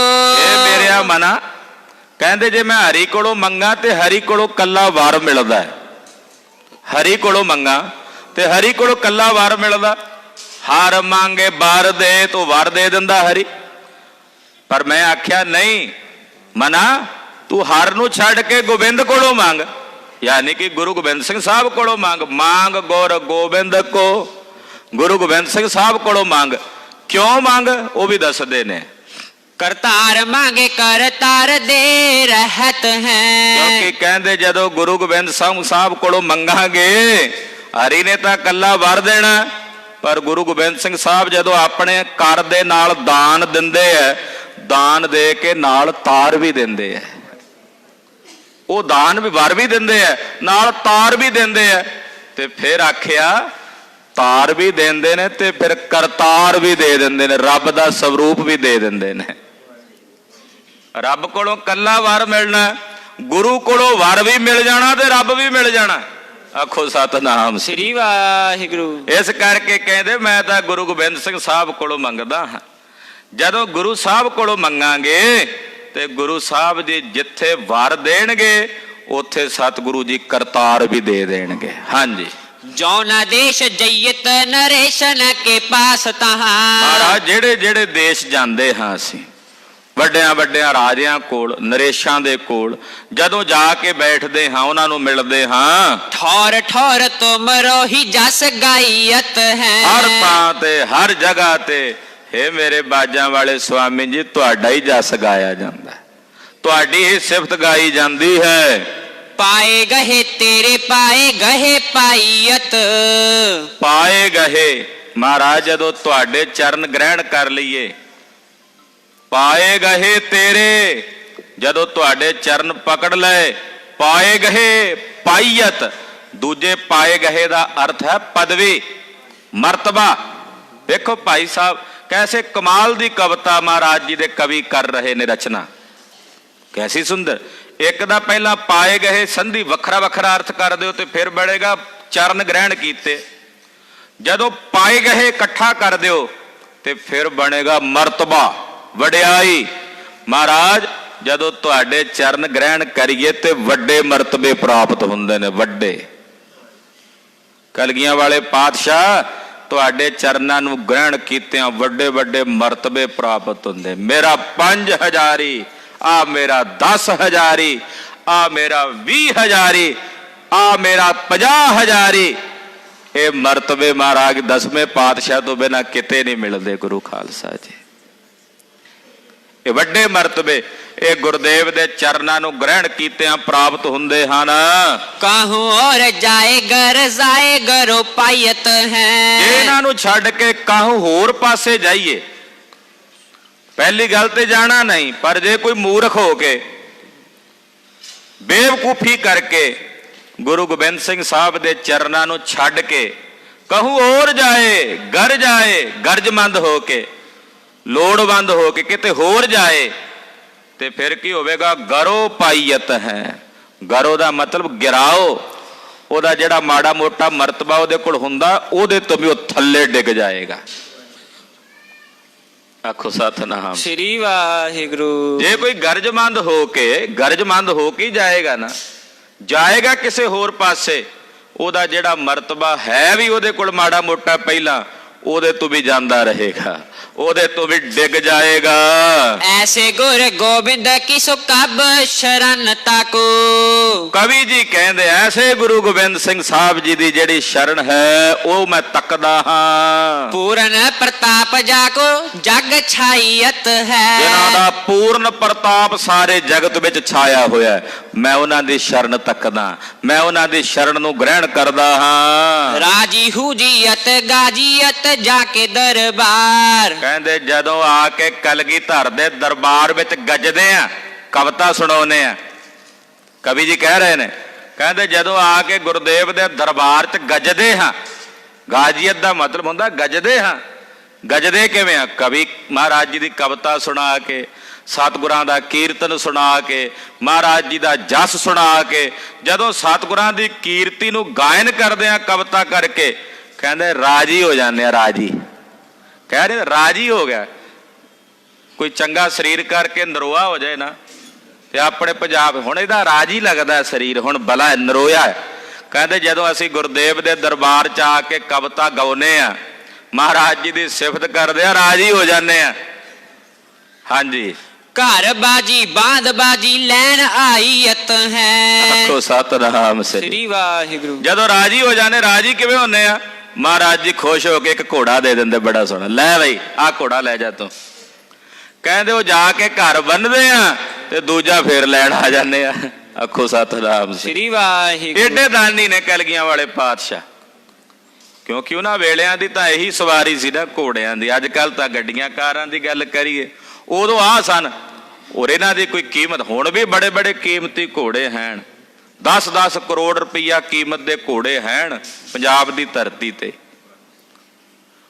ਤੇ ਗੁਰਦੇਵ ਦੇ ਦਰਬਾਰ ਵਿੱਚੋਂ ਇਹੋ ਜਿਹੇ ਕੀਮਤੀ ਘੋੜੇ, ਫਿਰ ਪਿੱਛੇ ਦੱਸ ਆਏ ਨੇ ਕਿਹੋ ਜਿਹੇ ਨੇ, ਵੀ ਮਰੀਅਲ ਜੇ ਟੱਟੂ ਚੰਗੇ ਵਧੀਆ, ਅਰਬ ਇਰਾਕ ਵੈ, ਅਰਬ ਤੇ ਇਰਾਕ ਦੇ ਘੋੜੇ ਬੜੇ ਵਧੀਆ ਕੀਮਤੀ ਘੋੜੇ, ਉਹ ਦਾਨ ਕਰਦੇ ਆ ਕਵੀਆਂ ਨੂੰ ਆਪਣਿਆਂ ਨੂੰ। ਮੇਰੇ ਕਵੀ ਨੇ ਮੇਰੇ ਦਰਬਾਰ ਚ ਆਉਣਿਆ, ਹਾਥੀ ਚੜਿਆ 6ਵੇਂ ਪਾਤਸ਼ਾਹ ਨੂੰ, ਇੱਕੋ ਪਹਿਲਾ ਹਾਥੀ ਹਾਜ਼ਰ ਹੋਇਆ। ਉਧਰ ਨੱਥੇ ਤੇ ਅਬਦੁੱਲੇ ਨੇ ਆ ਕੇ ਵਾਰ ਗਾਈ, ਸ੍ਰੀ ਅਕਾਲ ਤਖਤ ਸਾਹਿਬ ਤੇ ਸਰਬ ਖਲੋ ਕੇ ਆਖਿਆ, 2 ਤਲਵਾਰਾਂ ਬੱਧੀਆਂ, ਇੱਕ ਮੇਰੀ ਦੀ ਇੱਕ ਪੇਰੀ ਦੀ। ਜਦੋਂ ਸਾਹਿਬ ਦੀ ਸੋਭਾ ਗਾਈ, ਪੱਗ ਤੇਰੀ ਕੀ ਜਹਾਂਗੀਰ ਦੀ, ਤੇ ਗੁਰਦੇਵ ਨੇ ਪ੍ਰਸੰਨ ਹੋ ਕੇ ਉਸ ਵੇਲੇ ਉਹ ਹਾਥੀ ਉਹਨਾਂ ਢਾਡੀਆਂ ਨੂੰ ਬਖਸ਼ਿਆ, ਆਖਿਆ ਤੁਸੀਂ ਗੁਰੂ ਹਰਗੋਬਿੰਦ ਸਾਹਿਬ ਦੇ ਢਾਡੀ ਹੋ, ਕੱਲ ਨੂੰ ਹਾਥੀ ਤੇ ਸਵਾਰ ਹੋ ਕੇ ਸਾਡੇ ਦਰਬਾਰ ਚ ਆਇਓ। ਮਾਣ ਦਿੱਤਾ, ਸਤਕਾਰ ਦਿੱਤਾ ਸਤਿਗੁਰੂ ਸੱਚੇ ਪਾਤਸ਼ਾਹ ਨੇ ਆਪਣੀ ਸੋਭਾ ਕਰਨ ਵਾਲੇ ਆਪਣੇ ਵਿਦਵਾਨਾਂ ਨੂੰ। ਇੱਥੇ ਕਵੀ ਜੀ ਕਹਿ ਰਹੇ ਨੇ, ਕਹਿੰਦੇ ਜਦੋਂ ਮਹਾਰਾਜ ਜੀ ਦੇ ਦਰਬਾਰ 'ਚ ਗੱਜਦੇ ਆ ਰਾਜੀ ਹੋ ਜਾਂਦੇ ਆ, ਰਾਜੀ, ਭੁੱਖਾਂ ਨਾਲ ਮਰਦੇ ਹੋਏ ਰਾਜੀ ਹੋ ਜਾਂਦੇ ਆ, ਗਰੀਬੀ ਨਾਲ ਜੂਝਦੇ ਹੋਏ ਰਾਜੀ ਹੋ ਜਾਂਦੇ ਆ। ਇੱਕ ਘੋੜਾ ਘਰ ਬੰਨ ਕੇ ਆਉਨੇ ਆ, ਕਵਿਤਾ ਗਾ ਕੇ ਜਾ ਕੇ ਲੈ ਕੇ ਜਾਂਦੇ ਆ, ਤੇ ਇਹਨੇ ਨੂੰ ਫਿਰ ਕਵਿਤਾ ਦੂਜੀ ਬਣਾ ਕੇ ਆ ਕੇ ਗਾਉਨੇ, ਤੇ ਉਹ ਕਵਿਤਾ ਗਾਣਾ ਤਾਂ ਬਹਾਨਾ ਹੀ ਹੈ। ਕਹਿੰਦੇ ਅਸਲ ਵਿੱਚ ਇਹ ਆ ਵੀ ਦੂਜਾ ਘੋੜਾ ਲੈਣ ਆ ਜਾਂਦੇ ਆ। ਏਡੇ ਦਿਆਲੂ ਨੇ ਮਹਾਰਾਜ ਗੁਰੂ ਕਲਗੀਆਂ ਵਾਲੇ ਸੁਆਮੀ ਜੀ। ਸਵਈਆ ਸ਼੍ਰੀ ਗੁਰੂ ਗੋਬਿੰਦ ਖੱਗ ਗਹਿਵਾਰ। ਸ੍ਰੀ ਗੁਰੂ ਗੋਬਿੰਦ ਸਿੰਘ ਸਾਹਿਬ ਜੀ ਨੇ ਜਦੋਂ ਤਲਵਾਰ ਫੜੀ, ਏਦਾਂ ਨਹੀਂ ਫੜੀ ਮਹਾਰਾਜ ਜੀ ਨੇ ਤਲਵਾਰ, ਜਦੋਂ ਲੰਘ ਗਿਆ ਪਾਣੀ ਸਿਰੋਂ ਫਿਰ ਤਲਵਾਰ ਫੜੀ। ਚੁੰਕਾਰ ਅਜਹਮੈ ਹੀਲ ਤੇ ਦਰ ਗੁਜਸ, ਹਲਾਲ ਅਸਤ ਬੁਰਦਨ ਬਾ ਸ਼ਮਸ਼ੀਰੇ ਦਸਤ। ਏਦਾਂ ਨਹੀਂ ਫੜੀ ਤਲਵਾਰ ਸਤਿਗੁਰਾਂ ਨੇ, ਜਦੋਂ ਸਿਰੋਂ ਪਾਣੀ ਲੰਘ ਗਿਆ ਫਿਰ ਫੜੀ। ਤੇ ਫਿਰ ਕਵੀ ਜੀ ਦੱਸ ਰਹੇ ਨੇ, ਕਹਿੰਦੇ ਜਦੋਂ ਮਹਾਰਾਜ ਜੀ ਨੇ ਆਪਣੇ ਹੱਥ 'ਚ ਤਲਵਾਰ ਫੜੀ, ਫੌਜਨ ਕੇ ਇਬ ਸੈਲਬ ਪਹਿਲ ਹੈ, ਤੇ ਪਹਾੜੀ ਰਾਜਿਆਂ ਦੀਆਂ ਫੌਜਾਂ ਨੇ ਪਹਾੜ ਜਿੱਡਾ ਹਾਥੀ ਢੋ ਦਿੱਤਾ ਅੱਗੇ, ਉਹ ਖੂਨੀ ਹਾਥੀ, ਉਹ ਢੋ ਦਿੱਤਾ ਮਹਾਰਾਜ ਜੀ ਨੂੰ, ਮਹਾਰਾਜ ਜੀ ਵਾਲੇ ਪਾਸੇ।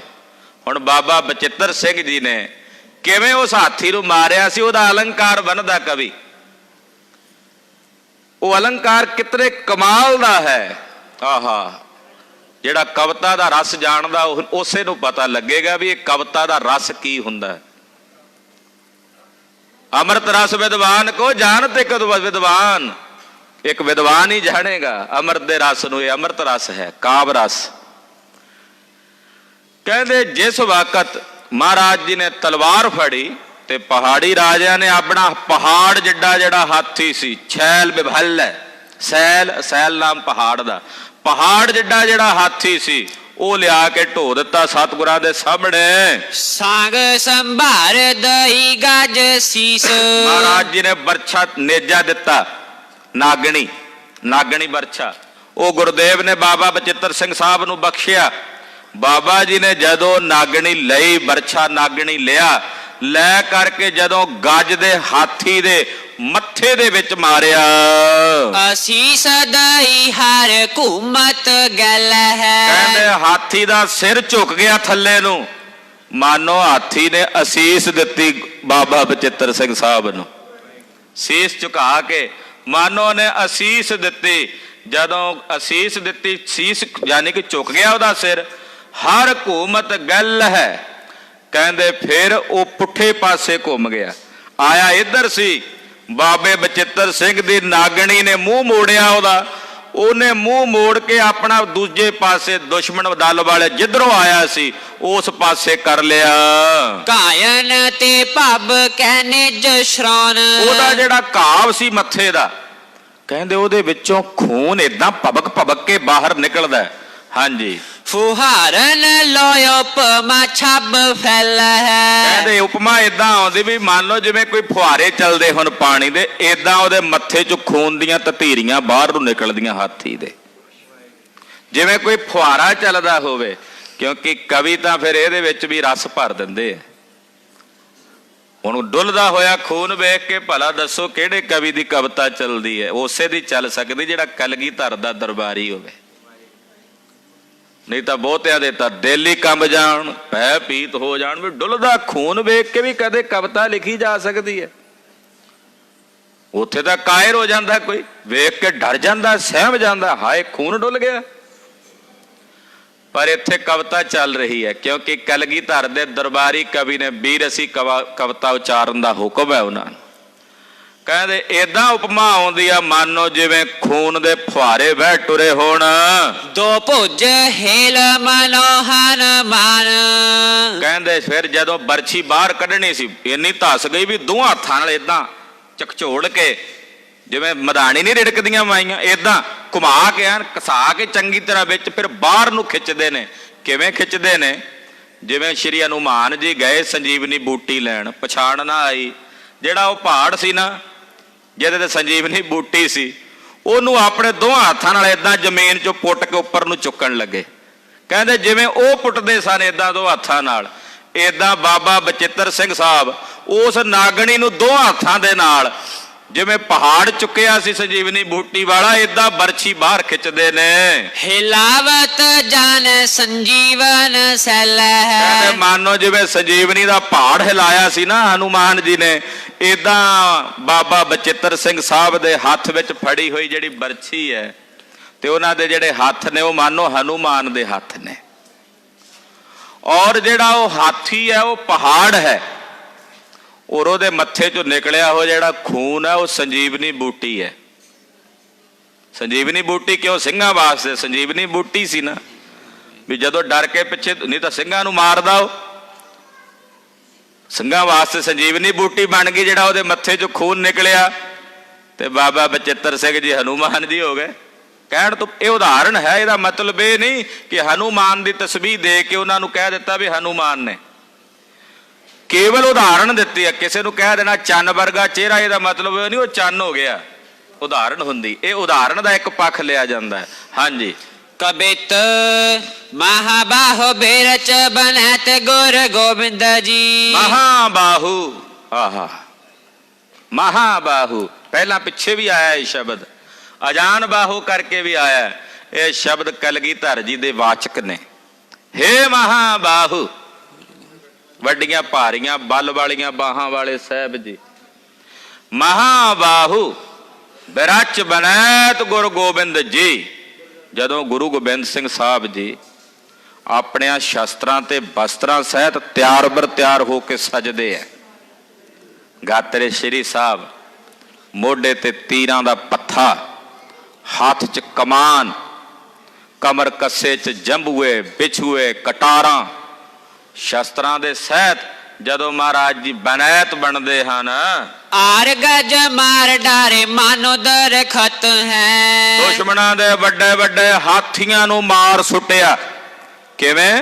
ਜਿਵੇਂ ਕਿਸੇ ਦਰਖਤ ਨੂੰ ਵੱਢ ਕੇ ਸੁੱਟ ਦੇਈਦਾ।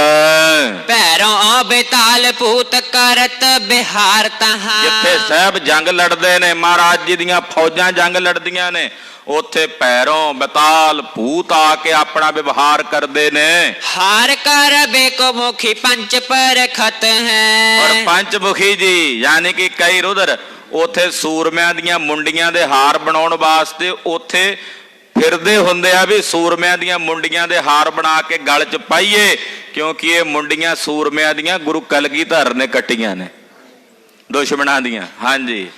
ਲਹੂ ਕੀ ਚ ਭਰੇ ਗਜ ਮੋਤੀ ਲੈ ਗਜਨ ਗੀਰ। ਹਾਥੀ ਮਰੇ ਪਏ ਨੇ, ਉਹਨਾਂ ਹਾਥੀਆਂ ਦੇ ਮੱਥਿਆਂ ਵਿੱਚ ਜਿਹੜੇ ਗਜ ਮੋਤੀ ਹੁੰਦੇ ਨਾ, ਗਜ ਮੋਤੀ, ਉਹ ਲਹੂ ਨਾਲ ਲਿਬੜੇ ਹੋਏ ਗਿੱਧਾਂ ਆ ਕੇ ਮੂੰਹ 'ਚ ਭਰ ਕੇ ਲੈ ਗਈਆਂ ਉੱਤੇ ਨੂੰ, ਆਕਾਸ਼ ਨੂੰ ਖਾਣ ਵਾਸਤੇ।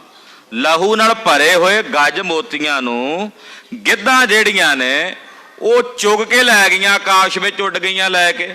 ਲਹੂ ਕੀਚ ਭਰੇ ਗਜ ਮੋਤੀ ਲੈ, ਉਹ ਗਜ ਮੋਤੀ ਲੈ ਕੇ, ਜਿਹੜੀਆਂ ਲਹੂ ਦੇ ਚੱਕੜ ਨਾਲ ਭਰੇ ਹੋਏ ਗਜ ਸਨ, ਮੋਤੀ ਸਨ, ਉਹ ਲੈ ਕੇ ਗਿੱਧਾਂ। ਗਰਜੇ ਅਗਨ ਦੇਖੇ ਹੈ ਹਰ ਖਤ ਹੈ। ਕਹਿੰਦੇ ਜਦੋਂ ਆਕਾਸ਼ ਵਿੱਚ ਲੈ ਕੇ ਉੱਡੀਆਂ ਤੇ ਗਰਜੀਆਂ, ਉਹਨਾਂ ਨੂੰ ਵੇਖ ਕੇ ਹਰ ਹਰ ਨਾਮ ਸ਼ਿਵਦਾ।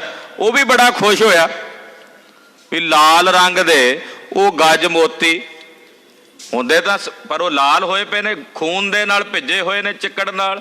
ਉਹਨਾਂ ਨੂੰ ਵੇਖ ਕੇ ਜਿੱਥੇ ਗਿੱਧਾਂ ਗਰਜਦੀਆਂ ਨੇ ਉੱਥੇ ਹਰ ਹਰਕਤ ਹੈ, ਸ਼ਿਵ ਵੀ ਖੁਸ਼ ਹੁੰਦਾ ਹੈ। ਧੋਖੇ ਨਾ ਪਖਤ ਛੂਟ ਤਰਨ ਲਖਤ ਮਨੋ। ਹੁਣ ਉਹ ਧੋਖੇ ਵਿੱਚ ਖਾਂਦੀਆਂ ਨਹੀਂ, ਗਿੱਧਾਂ ਨੂੰ ਧੋਖਾ ਹੁੰਦਾ ਹੈ ਵੀ ਇਹ ਮੋਤੀ ਹੈ ਗੱਜ ਕਿ ਅੱਗ ਦਾ ਅੰਗਾਰ ਹੈ। ਉਹਨਾਂ ਨੂੰ ਧੁਖਦੇ ਹੋਏ, ਕਿਉਂਕਿ ਲਾਲ ਰੰਗ ਦੇ ਨੇ, ਖੂਨ ਨਾਲ ਭਿੱਜੇ ਹੋਏ ਨੇ, ਉਸ ਕਰਕੇ ਉਸ ਧੋਖੇ ਵਿੱਚ ਹੀ ਨਹੀਂ ਖਾਂਦੀਆਂ ਵੀ ਇਹ ਗੱਜ ਮੋਤੀ ਨੇ, ਕਿਤੇ ਅੱਗ ਦੇ ਅੰਗਾਰ ਤਾਂ ਨਹੀਂ, ਖਾਈਏ ਤਾਂ ਕਿਤੇ ਸਾਡਾ ਮੂੰਹ ਨਾ ਸੜ ਜਾਏ। ਵੇਖੋ ਇਹ ਕਵੀ ਦੀ ਉਡਾਰੀ ਹੁੰਦੀ ਹੈ। ਤੇ ਜਦੋਂ ਡਰ ਦੇ ਨਾਲ ਉਹ ਖਾਂਦੀਆਂ ਨਹੀਂ ਤੇ ਉਹਨਾਂ ਦੇ ਮੂੰਹ 'ਚ ਛੁੱਟ ਜਾਂਦੇ ਨੇ ਉਹ ਗੱਜ ਮੋਤੀ ਤੋਂ, ਆਕਾਸ਼ ਵਿੱਚੋਂ ਉਹ ਛੁੱਟ ਜਾਂਦੇ ਆ। ਜਦੋਂ ਜ਼ਮੀਨ ਤੇ ਡਿੱਗਦੇ ਹਨ ਤੇ ਕਿਵੇਂ ਜੇ ਲੱਗਦੇ ਨੇ, ਜਦੋਂ ਉੱਤੋਂ ਡਿੱਗਦੇ ਆ ਥੱਲੇ ਜ਼ਮੀਨ ਤੇ, ਕੈਸੇ ਲੱਗਦੇ ਆ? ਸੁਣੋ। ਬੇਥਰੇ ਹੋਏ ਬਾਦਰ ਨਖਤ ਬਰਖਤ ਹੈ। ਕਹਿੰਦੇ ਮਾਨੋ ਜਿਵੇਂ ਬੱਦਲਾਂ ਦੇ ਵਿੱਚੋਂ ਤਾਰੇ ਟੁੱਟ ਟੁੱਟ ਕੇ ਜ਼ਮੀਨ ਤੇ ਡਿੱਗ ਰਹੇ ਨੇ। ਜਦੋਂ ਗੱਜ ਮੋਤੀ ਜ਼ਮੀਨ ਤੇ ਭੁੰਜਿਆਂ ਡਿੱਗਦੇ ਆ ਉੱਤੋਂ ਆਕਾਸ਼ ਵਿੱਚੋਂ, ਏਦਾਂ ਜਾਪਦਾ ਹੈ ਮਾਨੋ ਬੱਦਲਾਂ ਦੇ ਵਿੱਚੋਂ, ਨਖਤ ਦਾ ਮਤਲਬ ਹੁੰਦਾ ਤਾਰੇ, ਵੀ ਤਾਰੇ ਜਿਹੜੇ ਨੇ ਬੱਦਲਾਂ ਦੇ ਵਿੱਚੋਂ ਟੁੱਟ ਟੁੱਟ ਕੇ ਉਹ ਵਰਖ ਕੇ ਜ਼ਮੀਨ ਤੇ ਪੈ ਰਹੇ ਨੇ। ਛਪੈ ਛੰਦ ਹੁਣ ਛਪੈ ਛੰਦ ਉਚਾਰਦੇ ਹਨ। ਡੁੱਲਤ ਅਪਰ ਨਰੇਸ਼ ਪਤ ਹੱਥ ਹੈ ਜਿ ਮਹੱਲੇ। ਕਹਿੰਦੇ ਰਾਜੇ ਜਿਹੜੇ ਪਹਾੜੀ ਰਾਜੇ, ਦੁਸ਼ਮਣਾਂ ਦੇ ਰਾਜੇ ਨੇ, ਵੈਰੀ ਦਲ ਦੇ, ਉਹ ਇਸ ਤਰ੍ਹਾਂ ਡੁੱਲਦੇ ਨੇ, ਡੋਲਦੇ ਨੇ ਜਿਵੇਂ ਹੱਥ ਵਿੱਚ ਫੜਿਆ ਹੋਇਆ ਪੱਤਾ ਹਿੱਲਦਾ ਹੈ। ਏਦਾਂ ਕੰਬਦੇ ਆ ਡਰ ਨਾਲ ਜਦੋਂ 10ਵੇਂ ਪਾਤਸ਼ਾਹ ਦਾ ਪ੍ਰਤਾਪ ਵੇਖਦੇ ਆ। ਦੁਸ਼ਮਣ ਲਈ ਕਾਲ ਰੂਪ ਨੇ, ਆਪਣੇ ਸੇਵਕਾਂ ਲਈ ਕਿਰਪਾਲੂ ਰੂਪ ਨੇ। ਹਾਂਜੀ। ਸੁਖਤ ਸਾਇਰ ਸਲਲ ਸੰਕਤੁ ਤਾਮ ਨ ਚੱਲੈ। ਔਰ ਕਹਿੰਦਾ ਸਮੁੰਦਰ ਵੀ ਡਰ ਨਾਲ ਸੁੱਕ ਜਾਂਦਾ, ਕਿਉਂਕਿ ਸਾਰਾ ਕੁਝ ਸਤਿਗੁਰਾਂ ਦੇ ਭੈ ਵਿੱਚ। ਕਹਿੰਦੇ ਡਰ ਨਾਲ, ਜਦੋਂ ਮਹਾਰਾਜ ਜੀ ਵੀਰ ਅਸੀਂ ਬਿਰਤੀ ਚ ਆਉਂਦੇ ਆ ਤੇ ਸਮੁੰਦਰ ਵੀ ਸੁੱਕ ਜਾਂਦਾ ਡਰ ਦੇ ਨਾਲ, ਕਿਉਂਕਿ ਡਰ ਸੁਕਾਉਂਦਾ ਨਾ। ਡਰ ਨਾਲ ਸੁੱਕ ਜਾਂਦਾ ਬੰਦਾ, ਇੱਕਦਮ ਛਹਿ ਜਾਂਦਾ, ਇਕੱਠਾ ਹੋ ਜਾਂਦਾ। ਕਹਿੰਦੇ ਡਰ ਨਾਲ ਮਾਨੋ ਸਮੁੰਦਰ ਵੀ ਸੁੱਕ ਗਿਆ। ਧਰੂ ਦਾ ਤਾਰਾ ਚੱਲ ਮੰਨਿਆ ਜਾਂਦਾ, ਉਹ ਵੀ ਹਿੱਲਣ ਲੱਗ ਪੈਂਦਾ ਡਰ ਨਾਲ, ਉਹ ਵੀ ਭੈ ਭੀਤ ਹੋ ਜਾਂਦਾ ਹੈ। ਖਲਕ ਖੈਲ ਖਲ ਭਲਤ ਜਿਤਨੀ ਖਲਕਤ ਹੈ ਉਹ ਮਹਾਰਾਜ ਜੀ ਦੇ ਭੈ ਦੇ ਨਾਲ ਡਰਦੀ ਆ, ਕੰਬਦੀ ਹੈ। ਭੈਲ ਪਗ ਹੈ ਤਿਲੋਕ ਮਹਿ। ਔਰ ਡਰ ਦੇ ਨਾਲ ਤਰਲੋਕੀ ਦੇ ਵਿੱਚ ਸਾਰੇ ਭੱਜੇ ਫਿਰਦੇ ਹਨ। ਪਲਕ ਪੇਲ ਗੜ ਲੇਤ। ਜਦੋਂ ਮਹਾਰਾਜ ਜੀ ਕਹਿ ਦਿੰਦੇ ਨੇ ਨਾ, ਮਾੜਾ ਜਿਹਾ ਹੁੰਕਾਰਾ ਮਾਰ ਕੇ ਸਿੰਘਾਂ ਨੂੰ ਜਿੱਤ ਲੋ ਕਿਲੇ ਨੂੰ, ਬਸ ਏਦਾਂ ਹੀ ਕਹਿੰਦੇ ਨੇ, ਤੇ ਇੱਕ ਪਲ ਦੇ ਵਿੱਚ ਸਿੰਘ ਗੜ ਜਿੱਤ ਲੈਂਦੇ, ਕਿਲਾ ਜਿੱਤ ਲੈਂਦੇ ਨੇ। ਹੇਤ ਹੁੰਕਤ ਸੋ ਜੰਗ ਮਹਿ। ਬਸ ਇੰਨਾ ਹੀ ਕਹਿ ਦੇਣ, ਜਿੱਤ ਲੋ ਖਾਲਸਾ ਜੀ। ਗੁਰਦੇਵ ਦੇ ਇੱਕ ਬਚਨ ਨਾਲ ਵੱਡੇ ਵੱਡੇ ਕਿਲੇ ਸਿੰਘ ਇੱਕ ਪਲ 'ਚ ਜਿੱਤ ਲੈਂਦੇ ਆ। ਇਹੋ ਜੀ ਸ਼ਕਤੀ ਆ ਮਹਾਰਾਜ ਜੀ ਦੇ ਬਚਨਾਂ ਵਿੱਚ। ਕਹਿ ਹੰਸ ਰਾਮ ਸਤ ਸਿਮਰ ਕੈ। ਕਵੀ ਹੰਸ ਰਾਮ ਜੀ, ਮਹਾਰਾਜ ਜੀ ਦੇ 52 ਕਵੀਆਂ ਦਾ ਸ਼ਿੰਗਾਰ ਹੈ ਹੰਸ ਰਾਮ। ਕੀ ਕਹਿੰਦੇ ਕਵੀ ਹੰਸ ਰਾਮ ਜੀ? ਕਹਿੰਦੇ ਮੈਂ ਸਤ ਸਰੂਪ ਸਾਹਿਬ ਨੂੰ ਸਿਮਰਦਾ ਹਾਂ, ਔਰ ਜੋ ਕਹਿ ਰਿਹਾ ਸਤ ਕਹਿ ਰਿਹਾ, ਇਹਦੇ ਵਿੱਚ ਕੋਈ ਅਤ ਕਥਨੀ ਨਹੀਂ। ਸਕਾਚ ਰਹਿਤ ਦਿਗਪਾਲ ਤਬ। ਮੈਂ ਸਤ ਕਹਿੰਦਾ ਹਾਂ ਕਿ ਵੱਡੇ ਵੱਡੇ ਦਿਗਪਾਲ ਵੀ ਡਰੇ ਹੋਏ ਨੇ ਕਲਗੀਧਰ ਜੀ ਦਾ ਪ੍ਰਤਾਪ ਵੇਖ ਕੇ। ਦਸਮ ਸਤ ਧਰਨ ਦਲ ਭਾਰ ਤੇ ਸੋ ਬਿਰਚ ਰਾਏ ਗੋਬਿੰਦ ਜਬ। ਸ੍ਰੀ ਗੁਰੂ ਗੋਬਿੰਦ ਸਿੰਘ ਸਾਹਿਬ ਜਦੋਂ ਆਪਣਾ ਦਲ ਲੈ ਕੇ ਵਿਚਰਦੇ ਨੇ ਤੇ ਧਰਤੀ ਵੀ ਮਹਾਰਾਜ ਜੀ ਦੇ ਦਲ ਦੇ ਭਾਰ ਦੇ ਪੈਰਾਂ ਥੱਲੇ ਧਸ ਜਾਂਦੀ ਹੈ, ਦਬ ਜਾਂਦੀ ਹੈ। ਯਾਨੀ ਕਿ ਗੁਰਦੇਵ ਤੇ ਗੁਰਦੇਵ ਦੀਆਂ ਫੌਜਾਂ ਦਾ ਪ੍ਰਤਾਪ ਵਰਣਨ ਕੀਤਾ ਹੈ ਕਵੀ ਹੰਸ ਰਾਮ ਜੀ ਨੇ, ਔਰ ਉਹ ਵੀ ਆਪਣੀਆਂ ਅੱਖਾਂ ਦੇ ਸਾਹਮਣੇ ਵੇਖ ਕੇ, ਕਿਉਂਕਿ ਗੁਰਦੇਵ ਦੇ ਸਮਕਾਲੀ ਕਵੀ ਨੇ, 52 ਕਵੀਆਂ ਚੋਂ ਇੱਕ ਨੇ। ਹਾਂਜੀ। ਕਬਿਤ ਬਾਜਤ ਨਿਸ਼ਾਨ ਕੇ ਦਿਸ਼ਾਨ ਭੂਪ ਪਹਿਰਤ। ਜਦੋਂ ਮਹਾਰਾਜ ਸੱਚੇ ਪਾਤਸ਼ਾਹ ਜੀ ਦੇ ਨਿਸ਼ਾਨ ਝੂਲਦੇ ਹਨ, ਨਿਸ਼ਾਨ ਨਾਮ ਨਗਾਰਿਆਂ ਦਾ ਵੀ ਹੈ, ਨਗਾਰੇ ਗੱਜਦੇ ਨੇ ਤੇ ਨਿਸ਼ਾਨ ਝੂਲਦੇ ਹਨ।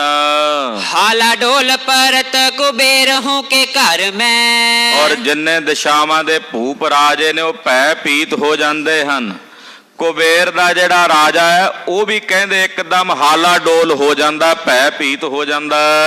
होत है अतंक शंक लंक हूँ मैं मानियत। ਕਹਿੰਦੇ ਮਹਾਰਾਜ ਜੀ ਜਦੋਂ ਫੌਜ ਲੈ ਕੇ ਚੱਲਦੇ, ਨਿਸ਼ਾਨ ਨਗਾਰੇ ਲੈ ਕੇ ਜਦੋਂ ਚੱਲਦੇ ਨੇ ਤੇ ਉੱਥੇ ਲੰਕਾ ਦੇ ਵਿੱਚ ਵੀ ਬੈਠਿਆਂ ਭਵਿਸ਼ਣ ਨੂੰ ਡਰ ਪੈਦਾ ਹੋ ਜਾਂਦਾ, ਉਹਨਾਂ ਅੰਦਰ ਵੀ ਆਤੰਕ ਪੈਦਾ ਹੋ ਜਾਂਦਾ।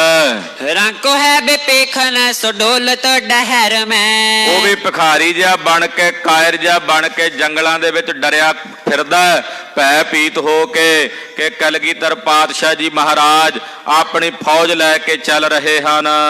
ਭੂਮੇ ਗੁਰ ਗੋਬਿੰਦ ਸੋ ਭੂਪਤ ਕਹਿਤ ਠਾਡੇ। ਸ੍ਰੀ ਗੁਰੂ ਗੋਬਿੰਦ ਸਿੰਘ ਸਾਹਿਬ ਜੀ ਮਹਾਰਾਜ ਜੀ ਜਦੋਂ ਚੱਲਦੇ ਹਨ, ਉਸ ਵੇਲੇ ਵੱਡੇ ਵੱਡੇ ਰਾਜੇ ਸਤਿਗੁਰਾਂ ਦੇ ਸਨਮੁਖ ਆ ਕੇ ਖਲੋ ਕੇ ਕਹਿੰਦੇ ਨੇ, ਭੂ ਮੈਂ ਹਮੇ ਰਾਖ ਜੋ ਤੁਹਾਰੇ ਆਵੇ ਧਰਮੈ। ਮਹਾਰਾਜ ਕਿਰਪਾ ਕਰਕੇ ਸਾਨੂੰ ਰੱਖ ਲੋ। ਜਦੋਂ ਸਤਿਗੁਰੂ ਚੱਲਦੇ, ਨਿਸ਼ਾਨ ਨਗਾਰੇ ਵੱਜਦੇ ਆ ਨਾ, ਭੂਮੈ ਗੁਰ ਗੋਬਿੰਦ ਸੋ ਭੂਪਤ ਕਹਿਤ ਠਾਂਡੇ, ਭੂਮੈ ਹਮੈ ਰਾਖ ਜੋ ਤੁਹਾਰੋ ਆਵੇ ਧਰਮੈ।